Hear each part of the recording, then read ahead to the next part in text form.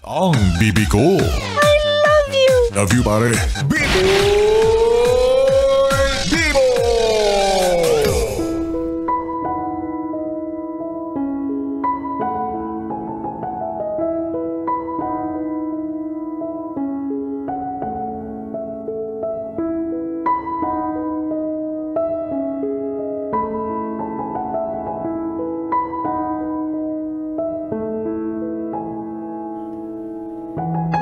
Bibi,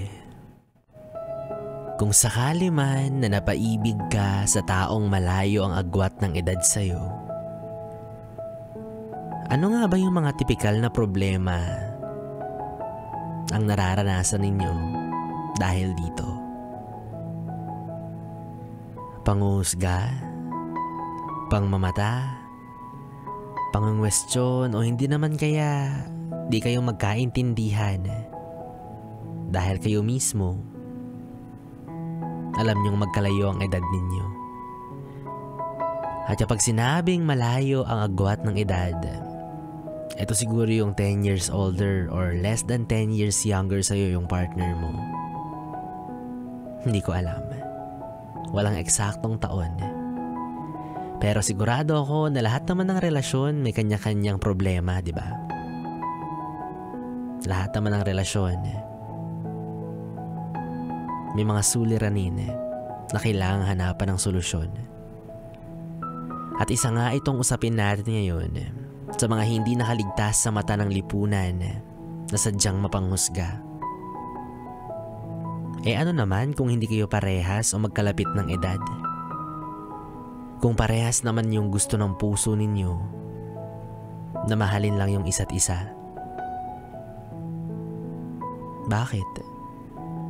Nanghihingi ba si Cupido ng requirement na birth certificate kapag nagmamahal ka? Hindi naman, di ba? Sa pag-ibig naman, pwede mong mahalin kahit sinong gusto mong mahalin. Baliwala ang kasarian. Baliwala ang kaanyuan. Baliwala kung ang edad ninyo ay medyo may kalayuan. Kaya kung ikaw ay nasa sitwasyon na ganyan, alam ko naman na hindi issue sa'yo yan. Panigurado, proud na proud ka pa sa taong mahal mo. Pero minsan, alam ko na kailangan mo lang din ng validation na okay lang ang pumasok sa ganyang klase ng relasyon.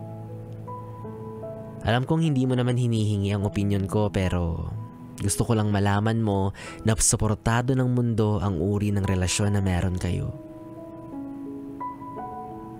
Bibi, ito na lang ang tandaan mo. Okay lang ang magmahal ng taong mas matanda sa'yo. Ang mas masakit lang dyan ay kapag mukha ka pang mas matanda sa kanya. O at least, di ba, hindi halata yung age gap. Kapag tinanong sino ang mas matanda sa inyo, o ikaw yung ituturo niya kahit ikaw yung mas bata. At least hindi halata, di ba? Yes, friend, kapiling nyo pa rin na DJ Biboy Bibo para sa ating tuloy-tuloy na BB Time dito sa 101.1 Yes FM Solid.